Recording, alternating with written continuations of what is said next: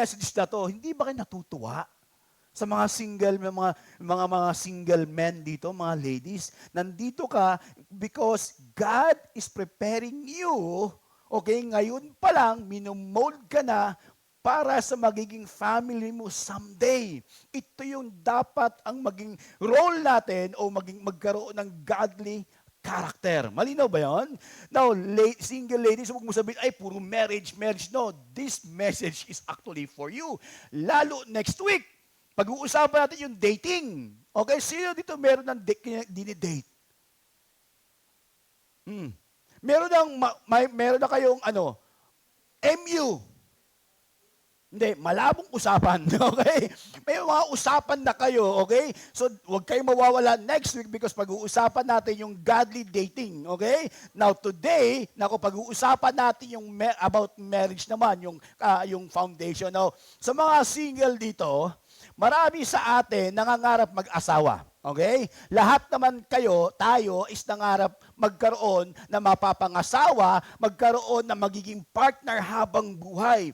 At some of us, ay nagkakaroon ng pangarap pag siya ay nag-asawa, magiging maganda ang buhay. Meron na siyang, sino ito nangangarap mga single? Yung bang, pag ikaw nag-asawa, yung ba excited ka na meron ka ng kasama kumain? Di ba? Na-excite ka nang magkaroon ng date na may candles? Tama, na-excite ka na meron ka ng katabi araw-araw, gabi-gabi. Yung bang lagi mo siya tinitingnan noong gandang-ganda mo. Sino mga ganun, mga nangangarap ng ganyan mga single? Yung bang, wow, Lord, excited daw pangasawa kasi yung taong mahal ko, yung bang pwede ko nang yakapin anytime. Yung mga ganun, yung kinasal ko kahapon, sabi ng babae, alam mo, excited na ako. Kasi ngayon, asawa na kita, pwede na tayo magsara ng pintuan. Mga ganon. Wala na mag-iisip ng masama sa atin. Gagawin na natin lahat ng pwede natin gawin kasi legal na tayo at mag-asawa na tayo. Ako sa gilid natutuwa at natatawa at the same time.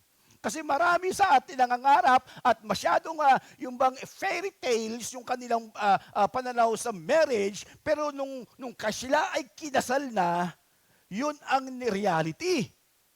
Tama? Ay nako, sa mga kasal, sa mga bagong kasal, di ba excited ka na? Ngayon asawa mo na, ay ganun pala. Ganun pala siya, ganyan pala siya, ang daming problema. Ay ganyan pala siya mag-isip, mga ganun yung reality ng buhay. At nako church, sabi ko sa inyo yung marriage o happily marriage ay hindi yan instant. Ginagawa. Okay? Pinapractice yung happily marriage. Hindi siya yung binigay lang sa'yo, okay, boom, masaya ka na. Reyna ka na ng bahay, di ba? Ang saya-saya. No, hindi. Ang daming nang mangyayari at nangyayari. Now, kabatid, mga kaibigan, kagandahan sa City Light, sa church natin, yung series natin, minomold tayo ng Diyos sa pamamagitan ng mga topics upang marunong tayong mag-response sa problema, sa mga situations na hindi natin inaakala. Lalo na yung buhay ngayon ni Abraham at ni Sarah, na kung saan makikita natin yung pinagdaanan na sa buhay, yung mga unmet needs, yung mga unfulfilled expectations, yung mga big hopes nila, suddenly nawawala at nag-fade. Okay ba yan? May mga asawa ngayon, are you still, okay, happily married? Masaya ka pa ba sa asawa mo ngayon? Oo, hindi. Mag-i-honest tayo. Ako masaya. Wait mo, single. Tingnan mo, may nagtaas ba ng mga couples dito? Di ba wala? Okay? Sigurado, yung papunta pa lang dito, yung kanina, paalis pa lang sa bahay, may nag-aaway na. May nagtatalo na. Di ba? Meron na kayong mga bagay na pinag-aawayan. Mga single ladies and men, yan ang reality. Hindi ka lagi nasa alapaap, batawag doon, alapaap ng relationship, kundi merong nangyayari. Kung ngayon pa lang, men, hindi mo pinapractice yung leadership mo, how to lead your wife, okay, ay hindi magiging maayos ang buhay mo. Yung response ng asawa mo sa'yo, ay sabi ko sa'yo, negative, pangit. And mga ladies, pag hindi mo pinapractice yung role mo as a wife, yung maging submissive, Sa asawa mo, pagdating ng marriage ninyo, lagi kayong nag-aaway. Kasi nga gusto mo siyang i-overpower. Malinaw? Are we clear? Are you with me? Okay? Are you with me? Ang sarap tingnan ng mga couples na yun bang ang saya-saya lagi, no? Meron kami nakitang ganyan? Wala. Meron. Alam mo, kahapon, natutuwa ako, si Pastor Nestor, alam mo yung parents niya, nasa edad 80, yung nanay niya, at yung tatay niya is 83. Pero grabe yung lambingan nila. Grabe. Naghahawakan pa rin kahit na tumutungkod-tungkod na. Pero mo, 83 years old, may tungkod, malakas pa rin. Malakas pa kay Pastor James, walang gout. Akalain mo yan. Sabi ko, Tito, ano meron sa inyo? Sabi ko, yung mga men ko sa church, ang babata, pero may mga gout. Di ba? Hindi healthy. So, Tito, Tita, habang kausap kami, kumakain ng pinakbet. Okay, sa mga Ilocano, sarap ng luto nila kahapon, grabe. Sinasabi ko sa inyo, alam mo, Tito, anong meron? Anong sekreto? Gusto kong maramdaman yan. Gusto kong ma-experience yan, John. Sabi niya, kung inuna mo lang ang Panginoon at tanggalin mo lahat ng expectations mo sa asawa mo, magiging maayos at masaya kayo. Galing! Yung ba, Tito, ang sekreto? Actually, John, hindi yan sekreto. Laging sinasabi yan ni Apostle Pablo. Husband, loves your wives. Wives, submit to your own husbands. Galing, laging sinasabi yan, hindi yan sekreto. Kung sekreto yan, John, sabi niya, hindi kami maging ganito. Sigurado dapat ang relationship natin is Christ-centered. Now, church, that is why sa relationships, what if, yung title natin ngayon, ano title natin ngayon? When love, feels like a let down. Even Abraham and Sarah naka-experience ng disappointments sa buhay nila. Naka-experience ng matinding away. Kami niya, Ate Abby mo, na-experience ko na inaway niya ako na matindi. Pinagsilosan niya ako. Ang gwapo ko, no? Ako baliktad actually siya. Okay? Meron kami mga away na sobra-sobra, nasuntok yung pader, butas yung pader, mabuti hindi siya. Ang bilis siya umihilag eh. Okay? Natulog sa tricycle, magdamag sa tricycle, pinapak ng lamok doon, pinalabas ko ng bahay. Na-experience ko lahat yun. That's why sa mga mag-asawa, sa mga single ngayon, may experience din yung pinaka-worst na away. Okay? Mararamdaman nyo yan. Mangyayari at mangyayari yan. Walang maayos na relationship. Dahil pareho kayo imperfect couple. Okay, walang perpekto sa inyo. Kahit na pangalan niya is perpekto, hindi pa rin siya perpekto.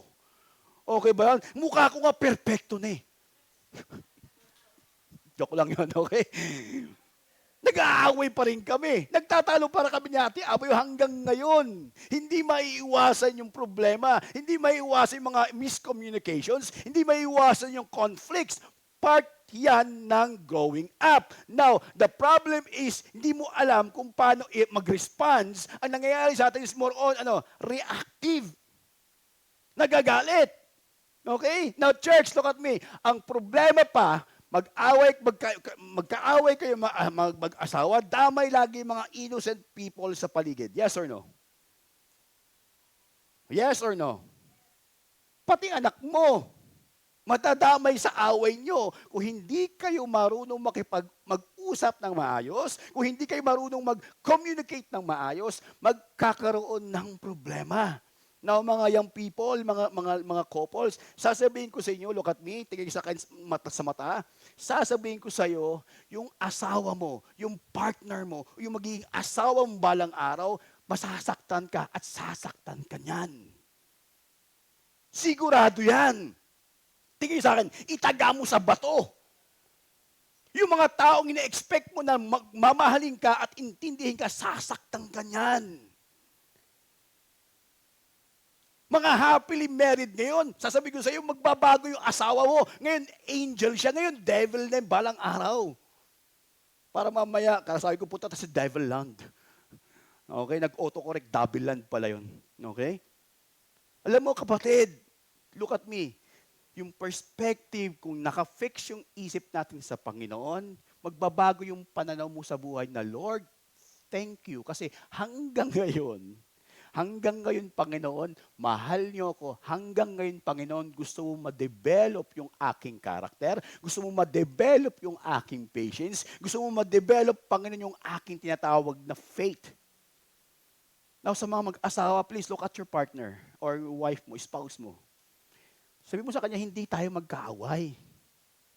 Hindi kita kaaway. Duro mo, pati daliri mo sa paa, ganun ka. Hindi kita kaaway, okay? Biruin mo now church, ito pa masakit. When love let you down, sabi doon, when love feels like let you down, ang madalas na pinag-aasawa, pinag-aawayan ng asawa, mga small things. Tingnan mo?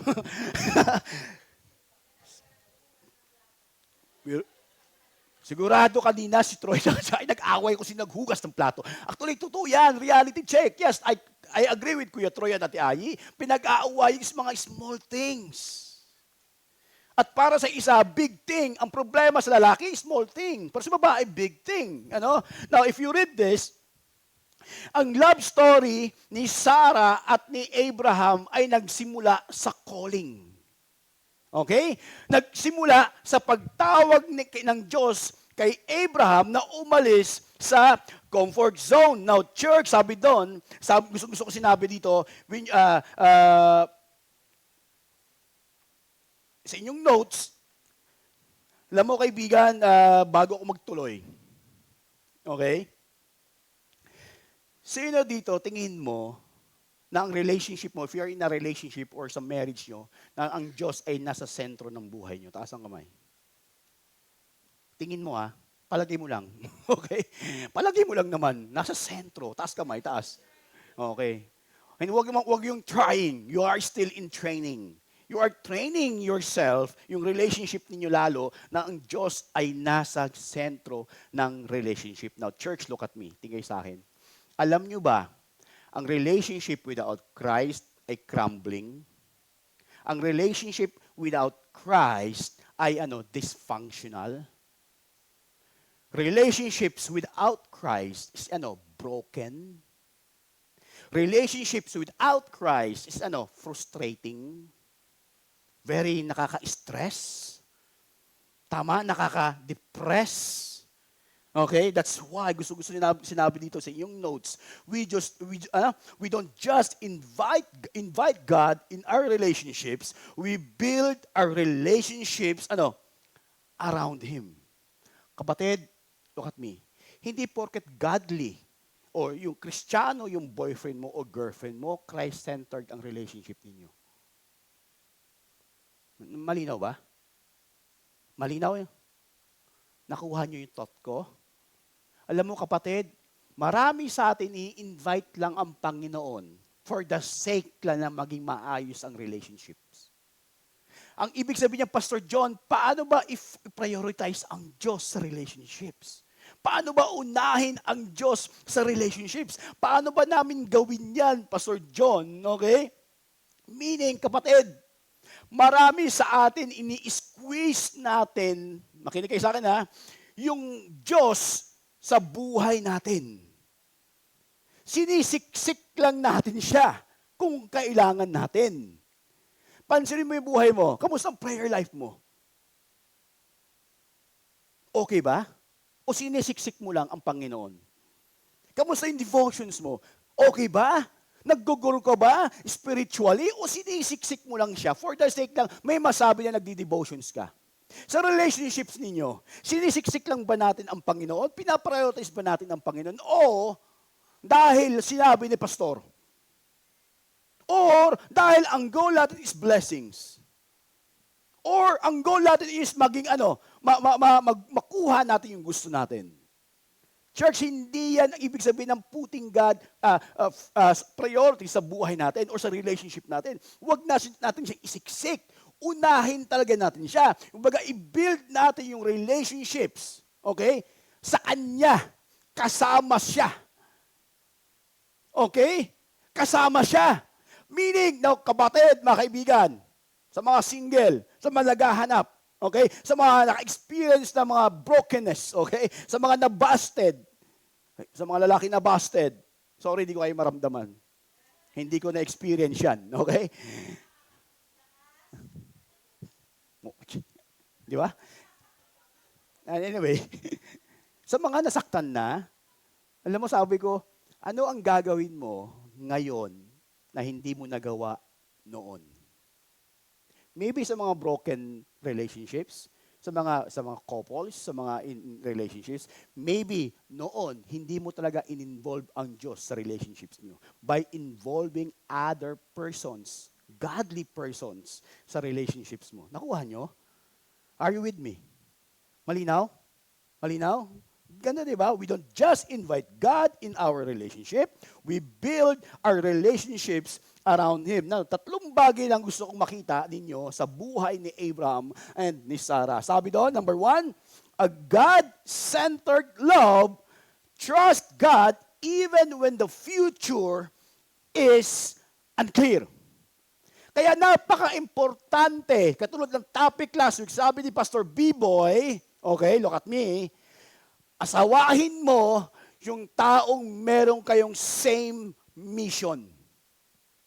Hanapin mo yan. Hanapin mo yung taong meron kayong same goal to worship and glorify God sa relationship ninyo. Kasi nga, pag tinawag ka ng Diyos at may pinapagawa sa Diyos at yung asawa mo, partner mo ay magkaiba, contradict, hindi talaga kayo magiging okay. Kaya nga napaka-importante yung dineclare last week, yung ating core values, yung ating mission, napaka-importante niyan. Kasi hindi kayo makapag-communicate kung magkaiba yung ating isipan. Malinaw ba?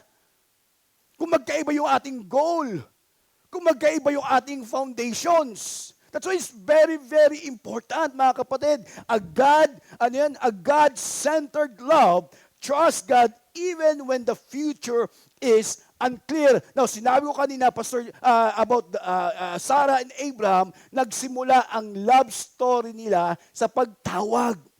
Now, Pastor John, hindi naman yung kagaya kay Abraham at Sarah na galing sa Christian family. Hindi naman kami lumaki sa Christian family.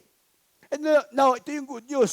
Tingin sa akin ha, nung tinawag ng Diyos si Abraham and Sarah, ay hindi rin sila Kristiyano. Pagan. In fact, si Abraham ay nagwo-worship sa moon god. Di ba? No, kapatid, ibig sabihin yung relationship mo, kung ano mang pinanggalingan mo, hindi yan excuse para hindi maging Christ-centered yung magiging marriage mo, yung magiging relationship mo someday. Dahil tinawag na Diyos si Abraham, hindi naman sila mga talagang mananampalataya.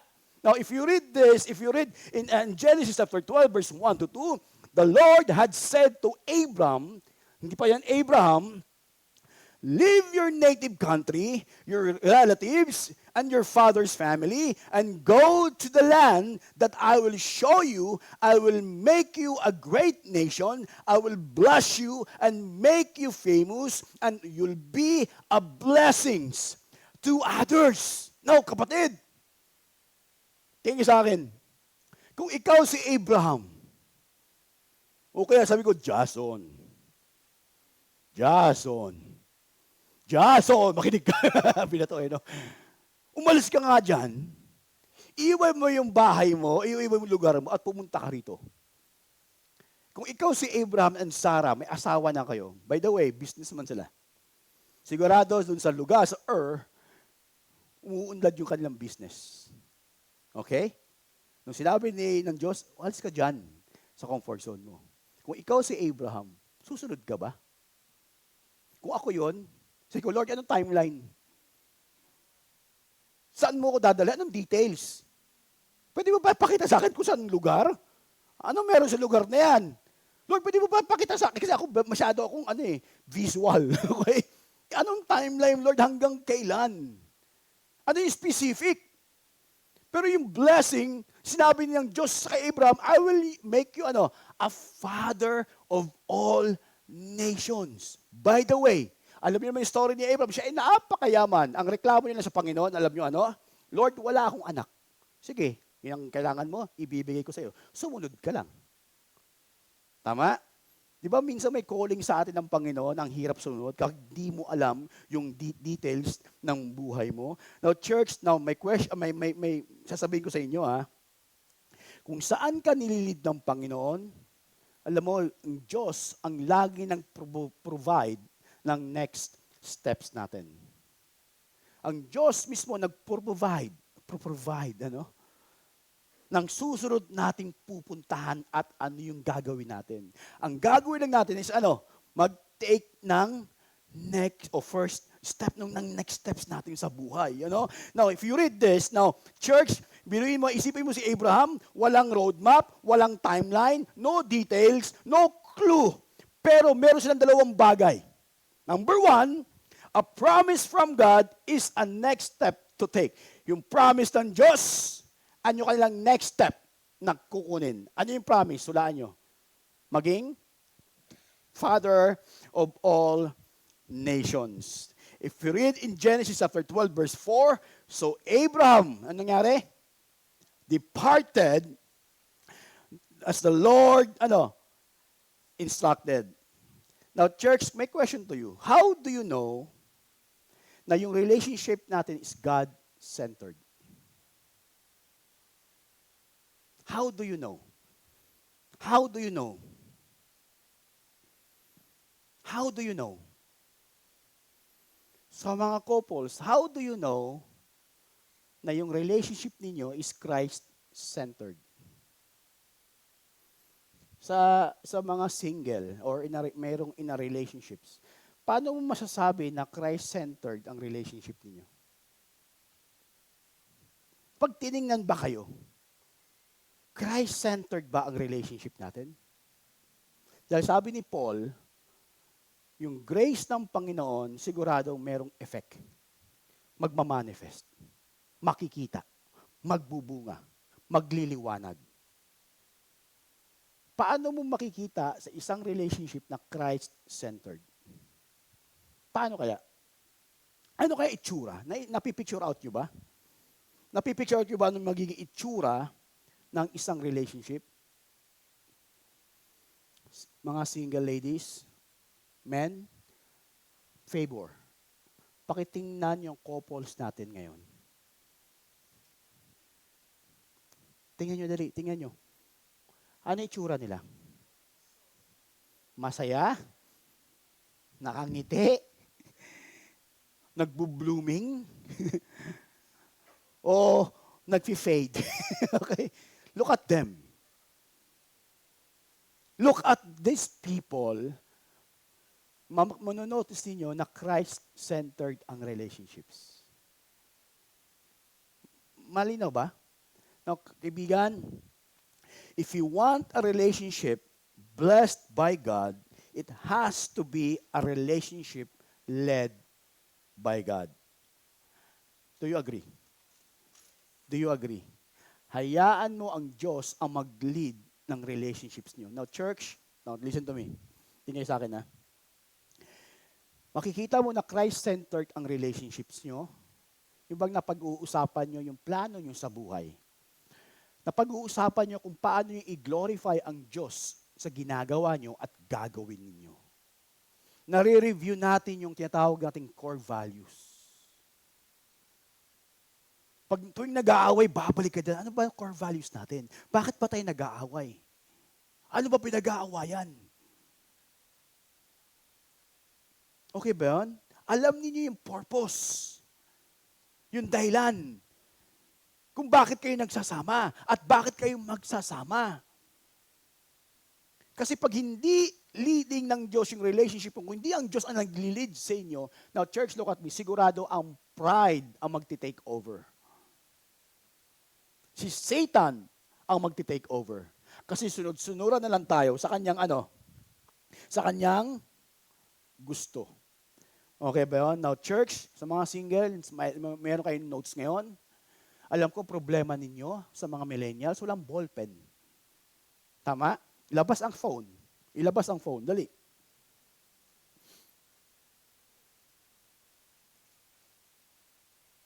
Ano ang palagay mo ang gagawin mo para magkaroon ng Christ-centered relationship ngayon? Please write it down. And pag-usapan nyo sa inyong grow group. Okay ba yan? Now, church, alam niyo po ba, ilang taon hulaan mo nung sinabi ng Diyos sa panahon natin ngayon, okay, halimbawa, step, sa January. Ito yung, tawag ito, revelations or hula. By January, ikakasal ka ng 23. Sa isang tao na may nasa bagit ko na ba yung date? Mali hula ko. Okay. Halimbawa lang naman. Nakalimutan yung kalendaryo ko. Okay. Ano ang gagawin? Tingin mo, tingin sa akin. Ano ang gagawin mo kung ikaw si Abraham na pinangakuhan ka ng inaasam-asam mo na magkakaroon ka ng anak? Sigurado busy kayo o si Abraham kakaisip ng pangalan. Yes? Sino ito buntis or nabuntis? Okay? Sa mga couples, okay? Or magbubuntis or planong mag-anak. Yung bang nasa isip mo sigurado, ano yung pangalan ng anak mo, tama? Kung ilang linya ng names, okay? Yung mga pinag-iisipan, by the way, mga pangalang baby ngayon, ang hirap magbigkasin, okay? So, ang hirap, sana naman mga parents, gandahan nyo naman, maayos. Okay? So, anyway, siguro si Abraham, that time, nagbibisi pag lalaki anak natin, yung kwarto niya, Superman. Di ba? Or Star Wars. Pag babae naman, Hello Kitty. Okay, Barbie, yung kulay. Ano? Pero alam niyo po ba, 13 years later, from the promise na binigay sa kanya ng Diyos, na tingin sa akin Church, meron ba kayong pinag-pray na hanggang ngayon hindi pa rin tinutupad ng Diyos? Sa mga single na hanggang ngayon naghihintay pa din, na mapapangasawa, na kung hindi mo alam kung makapag-asawa ka, na minsan nakala mo, alam mo yung Lord, naririnig niyo ba yung aking panalangin?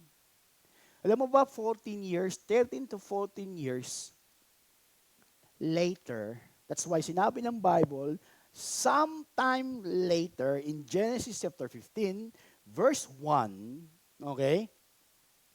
Para bang SpongeBob, di ba? A few moments later, di ba? Simula nung pangako sa kanya ng Panginoon, ilang dekada? Almost more than 1 decade.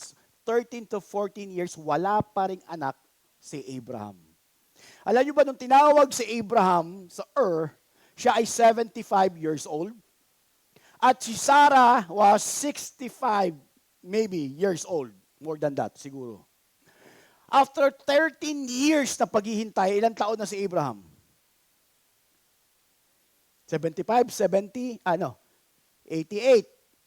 Kung tama ang math ko, tama ba? 75 plus 13? 88. 88, sigurado Okay, tama ba 88? Okay, mga ganon. Basta ganon, 88 to 89 years old. Now, kapatid, si Sarah na inip. Alam mo ginawa ni Sarah? Binigay niya sino? Si Hagar. Sa sobrang inip niya, sabi niya kay Abraham, Abraham, ang tagal Gagawa natin ng way para lang ma-solve natin yung problema natin at yung mga bagay na pinagpipray natin. Ito yung katulong ko na si Hagar, buntisan mo or anakan mo. Wow! Kung ikaw si Abraham, Jason, tatanggi ka? Ha? Sigurado, sasabi pa ni Jason, yes, ma'am. Di ba? Even Abraham bumibigay sa promise ng Panginoon. No, mga kapatid, may pangako ang Diyos sa'yo na huwag kang bibitaw. Huwag mong bibitawan yung pangako sa'yo kahit na ilang taon pa ang paghihintay mo. Dahil minsan, madalas, tingin sa akin, pag ikaw ang gumawa ng way, siguradong masasaktan ka at masasaktan yung buong pamilya mo. Sa mga single, huwag mong ipipilit yung bagay na hindi para sa'yo. Dahil sasabihin ko, hindi lang ikaw masasaktan, may masisira sa'yo. Yung fear, yung trauma mo sa relationship, mangyayari yan kasi nga nasaktan ka eh. Nagmadali tayo. Pag hindi Christ-centered. So ginawa ni Abraham, may mga disappointments, ang ganda ng una niya, sumunod siya kasi may promise. Pero hindi nakalimutan tingnan ni Abraham kung paano i-mold ng Diyos yung kanyang patience. Sa relationship mag-asawa, minsan nakakabwisit talaga yung asawa mo. Pero kailangan mo, Lord, tingnan na, Lord, thank you. Hindi ka pa talaga tapos sa akin. Akalain mo, binigay mo ako ng partner na kung saan ako mag-grow. Binigyan mo, Panginoon, yung patience. Kasi nga, Lord, prayer for patience, binigay mo ng asawang ang hirap intindihin. Patience. Sabi ko sa inyo, pag ang relationship ay hindi led by God, ang equivalent niyan, ang result niyan is frustrations. At laging mayroong tinatawag na away. Narinig mo, pangalawa, a God-centered love, pakilakas, a trust even after the mistakes. Si Abraham and Sarah nagkasala. Nagkamali.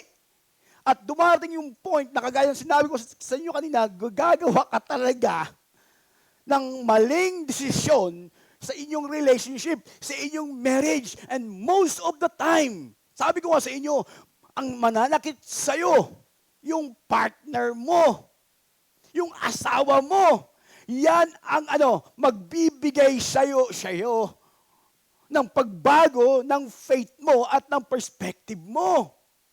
Pero ang love-centered, forgives. That's why one of the role ng isang asawang lalaki is to love her wife unconditionally, unselfishly. Ganon din yung submission ng babae sa kanyang asawa. What if? Kapatid, mga single ngayon, maybe ginahanda ka lang Diyos, what if? Lagi ko tanong ito before marriage. Okay, what if yung asawa mo gumawa ng kabulastugan, nagkaroon ng third party? Nagkaroon ng ibang nangapit bahay. Di ba? Nagkabilang bakod. Nagkabilang bundok. NPA pala, no? Namundok. Hindi, joke lang. Ano ang gagawin mo? Lalo na sa mga lalaki, sabi ko sa mga men, kay Justin noon, Justin, what if si Sheena nagkaroon ng ibang lalaki? Tinago sa'yo for 10 years. Or. Sabi ko kay Bander, what if Bander? Si Kat.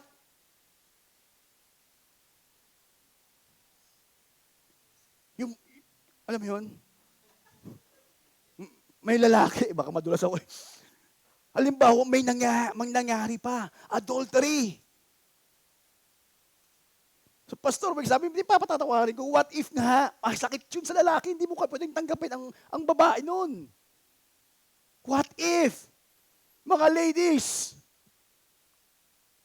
tinanong ko yung sarili ko, what if John, yung asawa mo si Abby, magkaroon third party? Sabi ko, Lord, forgive me sa gagawin ko. Papatayin ko yung lalaki. Totoo naman, di ba? Yun ang initial Pero patatawarin mo ba? Mapag-usapan nyo ba ang problema? Because a God-centered love forgives, and trust even after the mistakes. Tahimik tayo. God forbid, sana wag mangyari sa couples natin. Pero, church, may nangyayari. Ang reality, may nangyari na. At hindi tayo, kami mga pastor ay hindi exempted. Anytime, may mga babae dyan. John, di ba? John, yuhu. Lagi may tukso yan. Di ba? John, marami yan. Dahil kasi unang-una, kami mga pastor, title lang yung meron kami. Tuloy pare-pare tayo servant. Pare-pare tayo anak ng Diyos. At look, listen to me, pare-pareho tayong may missions sa mundong ito. Iba-iba ang responsibility. Na mga single ladies, sa mga single ladies, di ba? Ingatan niyo purity niyo. Alam mo kahapon, tumayo balahibo ko, sinabi ng lalaki na si RJ. Sabi niyo, grabe. Ay, nung babae pala si Edrelyn sa kanyang asawa. RJ, salamat. Grabe, for 10 years nating relationships. Alam mo, biglang nag-ano yung tenga ko, napaluha ako, sabi niya, iningatan mo ko at protektahan mo ang purity ko hanggang ngayon. Sana ganun kayo mga babae. Hanap kayo ng lalaki na ipagtanggol at protektahan kayo. Mga lalaki, sana tingin natin sa mga babae ay hindi laruan. Magiging partner for life. Yung godly woman. Pag hindi mo siya tingin na as a godly woman o as a godly man, hindi magiging maayos ang relationships niyo. Na mga kapatid, sa mga couples, alam nyo, ibang tao, ang bilis natin magpatawad. Sa ating mag-asawa, sorry, pero ang hirap magpatawad, ang taas ng pride natin. Kaya pag hindi natin nire-review yung mission, yung core values, sasabihin ko sa'yo, lagi kayong parang manok, lagi nag-aaway. Damay lahat. Yung mga inosente, wala ka ng pakialam kasi nga mas nangibabaw yung emotions mo. Sa galit mo. Sa ginawa sa'yo. Na hindi natin nakita kung ano yung ginawa ng Diyos sa atin. Kung bakit tayo nagkaroon ng kanta ng Amazing Grace. Yung kanta kanina, grabe yun. Habang nandun nga ako, Lord, grabe, napaka-amazing. Hindi ko deserve, pero ibinigay nyo yung salvations, yung mercy, yung grace, at yung pamilya ko ngayon. Ngayon, Panginoon, binigyan nyo ng pamilya na kung saan pinag-pray ko ngayon. Nakakalungkot isipin na wala akong ginagawa. Para mag-grow yung love, para maging Christ-centered ang love. Panginoon, patawad, habang kinakanta kanina yung saan ng RTW, Lord, patawad, tinitake it for granted. Nandyan lang naman sila.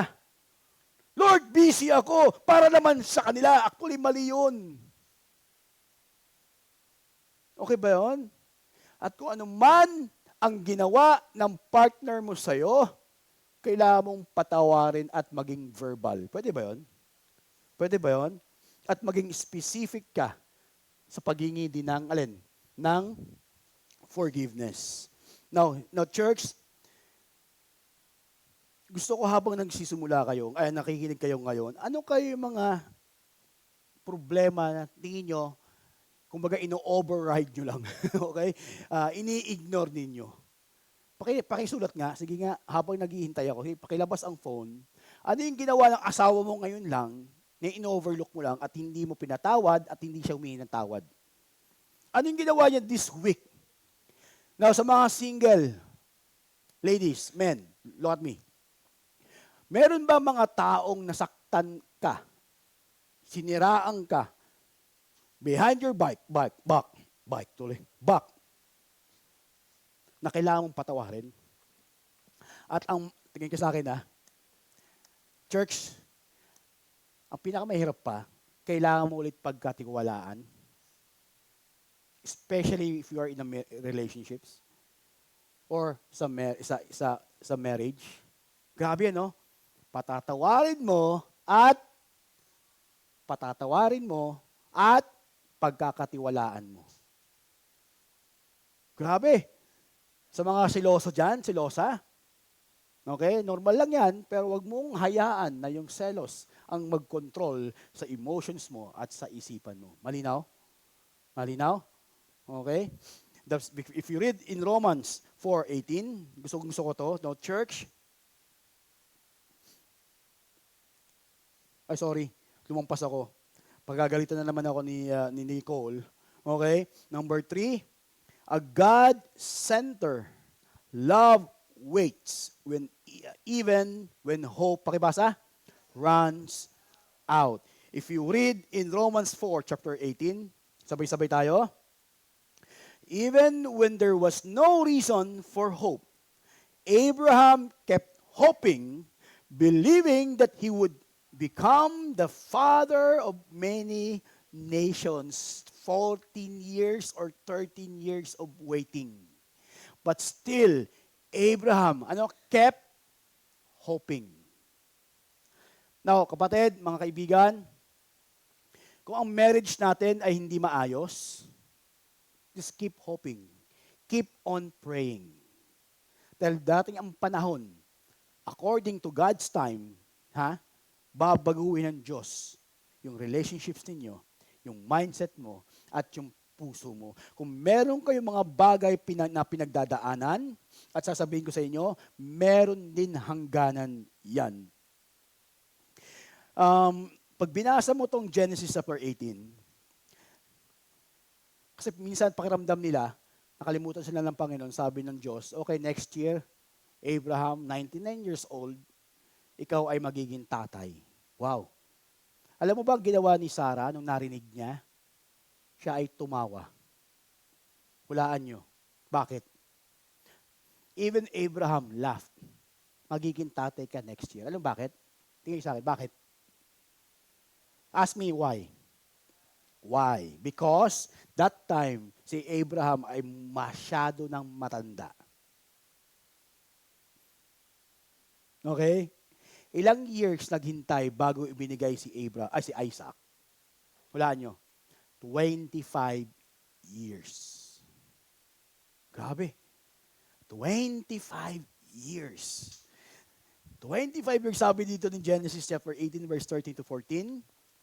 Sabay-sabay natin basahin. Then the Lord said to Abraham, why did Sarah laugh? Why did she say, can old woman like me have a baby? Is anything too hard for the Lord? That's a question. I will return about this time next year, and Sarah will have a son. Alam mo, kung ako si Abraham, sampal yun. Sampal yun kasi nga, Abraham or Sarah, sino ba ako sa'yo? Kung ano yung pinagdaanan mo sa buhay, may imposible ba ang pagkilos ko? May posible ba ang pagkilos ko? Imposible ba gawin kong pangit, yung pangit na sitwasyon sa magandang sitwasyon? Imposible ba yan? Imposible ba yung pagkilos ko sa relationships nyo, sa marriage nyo? Natingin mo ngayon na yung marriage nyo ngayon, nag-fade na yung mga nararamdaman nyo sa isa't isa? Hindi na kagaya nung dati? Imposible ba yan, Abraham? Okay? Pero kung ako naman si Abraham, matatawa din talaga ako eh. Si Sarah, matatawa din sa edad na almost 80 plus years old. Or 90. Kapatid, anong situation sa buhay mo, sa relationship mo, na tingin mo kikilos at kikilos ang Diyos sa mga imposibleng bagay? Alam mo, siguro, ngayon minomold ng Diyos yung season, yung waiting mo, yung patience mo, at yung trust mo, lalo na yung faith mo. Nilalagay ka dyan sa waiting seasons para yan magbunga at lumago. Huwag kang mainip. Mga kapatid, tingin sa akin, pag ikaw ay nasa waiting season, huwag kang gagawa ng way sa pamamagitan ng lakas mo at ng kaalaman mo lang. Huwag kang maiinip. Lagi ko itong sinasabi kay Jason, kailan ko mag-aasawa? Pwede ba sa gito na lang? Jojo ko lang yun ha. Tinitingnan ko lang kung hanggang saan yung patience niya. Kung ano yung magiging response niya. At alam nyo, mga kapatid, mga kaibigan, alam ko may mga pinagpipray kayo, pinagdadaanan. Lalo sa mga babae na wala pang boyfriend. Okay? Sa mga lalaki, wala pang girlfriend. Hintay lang. At habang naghihintay, i-mold mo yung character mo sa Panginoon. Habang naghihintay, mag-serve ka sa Kanya. Habang naghihintay, gawin mo yung best mo para sa Panginoon. Habang naghihintay, alam mo yung hope. lakihan mo lalo. Yung faith, lalo mo mong pausbungin. Okay? Pahabang naghihintay, pag nagdidig ka ng foundations mo, para lang yung marriage mo, someday, ay nako, magiging blessings, magiging channel of blessings sa lahat. At yung mga pinagdadaanan mo ay magiging ministry mo yan at para meron kang love story na pwedeng ikwento doon sa mga taong makakasalamuha mo balang araw. Nasabi mo, God is good kasi ibinigay niya yung taong right time, at the right place, at the right moment. Dahil inayos mo na ng Diyos yung aking puso at yung aking karakter. Now, sa mga single men and ladies, ngayon pa lang, gawa ka na ng core values mo. Isa yan sa mga bagay na dapat mong paghandaan. Na dapat mong i-prepare. Yung core values, yung foundations mo. Anong gusto mo ililid ang family mo? No, mga kabataan, tingin sa akin mga kapamilya, mga kapatid, mga puso, mga kanguso. Okay? Huwag kayong matakot sa mga tough questions. Huwag kayong matakot sa mga taong nagtatanong na merong concern sa inyo. Huwag kayong matakot, huwag mong layuan yung mga tao yan. Dapat harapin mo. Kasi ito yung totoo. Makikita mo kung sino ka sa pamamagitan ng mga tamang tanong. Lalabas yung pagiging ikaw. Okay ba yun? Na ako matanong. Pansin nyo? Gusto ko makita yung tunay na ikaw. Gusto ko lumabas yung tunay na ikaw. Kasi yung binibigay mo sa akin minsang sagot is yung gusto mo lang i-flatter yung sarili mo. Gusto mo lang ipabulaklaan, pagaanin yung pakiramdam mo, pero hindi yan ang ikaw. Hindi yan ang gusto mo. Ang gusto mo lang, yung ano yung gusto mo at makita ng tao sa'yo. Nakukuha nyo? Malinaw? Si Abraham, Lord, sino ka ba? Ano ka ba sa buhay ko? Kahit pag hindi ko nakikita yung plano, yung timeline, yung roadmap, Panginoon, maniniwala at magtitiwala pa rin ako sa inyo. Ibigay nyo man o hindi, kayo pa rin ang Diyos na sinasamba ko. At walang imposible sa inyo. That's why tanong ng Diyos sa kanya, Abraham, may imposible ba? May imposible ba? Now, tingin sa akin. Tanong ko sa inyo, may imposible ba na kayang gamitin yung kagaya mo sa ministry, sa kingdom na dapat natin i-advance dito sa mundo? May imposible ba? Meron wala? Parang tahimik kayo. Sabi ng iba, yari, pag nag-umuho ako, baka mag-offer ng ministry. May imposible ba na yung isang broken family ay kayang buuin? Yes? May posible. Walang hindi kayang gawin ang Panginoon. Now, church, but, dapat may cooperation kasama tayo. Dapat may choice to obey. Dapat may choice to take the next step. Dapat may choice para umalis sa comfort zone mo. Now, church, hindi ko alam kung saan ka tinatawag ngayon. Kakaya ni Abraham, walang if, walang where, walang question, obey. Maybe God is telling you today, start small group or GG or grow group. Maybe God is telling you or calling you to disciple someone. To mentor someone. Obligation yan.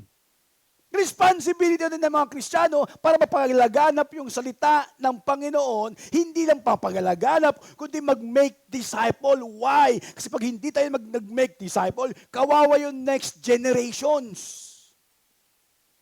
Sa mga couples, sa mga married, it's time for us na ipakita yung picture ng marriage. Maging honest tayo.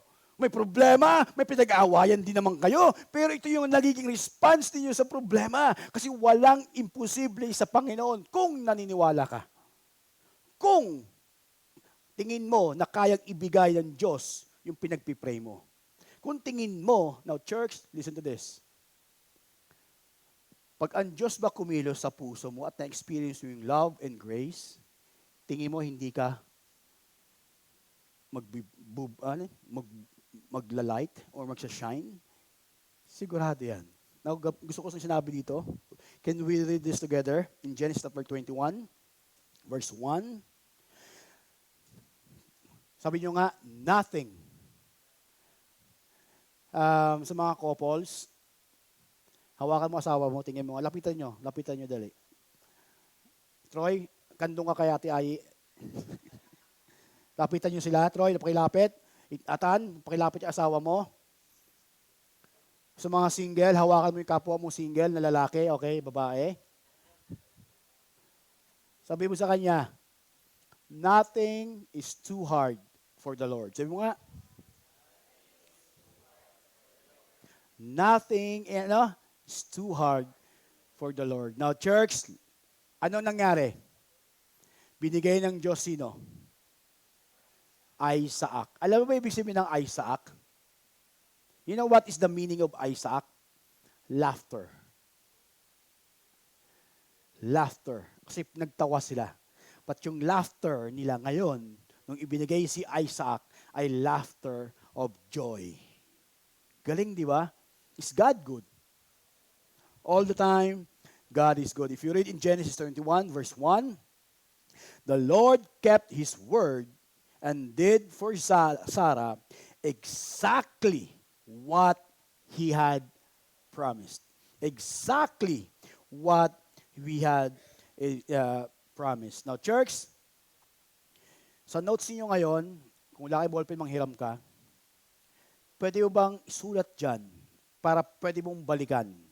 Yung notes na yan, huwag mo itapon. Yung notes na yan, huwag mong gawing tissue, okay?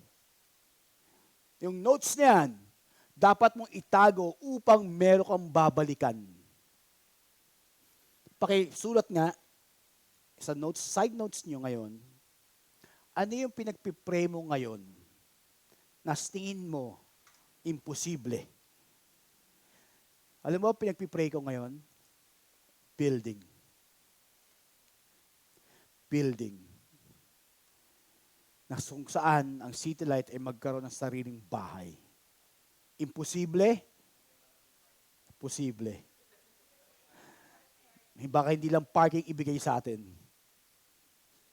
Baka, kapatid, kung ibibigay sa atin ng Diyos, yung pinagpipray natin, tingin sa akin ha, church, look at me. While waiting, ano ang dapat mong ihanda sa pinagpipray mo? Yun ang question ko sa inyo, sulat mo. Ano yung pinaghahandaan mo sa pinagpipray mo ngayon? Kung meron kang pinagpipray, ano yung pinaghahandaan mo? Kasi pag hindi mo pinaghahandaan, yung pinagdadasal mo, baka hindi ibigay sa'yo. Kasi hindi ka pa ready. Ano ang dapat mong i-prepare sa mga pinagpipray mo? Ano ang dapat mong ma-develop sa pinagpipray mo? Ano ang dapat mabago sa perspective mo sa pinagpipray mo? Now, church, malaking question. Ano ang dapat magbubunga doon sa pinagpipray mo? Nakuha nyo? Mga kapatid, napaka-importante ng motive ng ating puso. Amen? Dapat ang goal natin ay hindi lang yung blessings, hindi blessings. Now, church, ang goal natin sa buhay ay lalo pa dapat makilala kung sino yung sinasamba natin. Kung sino siya at ano siya. At sino ka at ano ka sa harap ng Panginoon. Pwede ba lahat yung muko ipikit?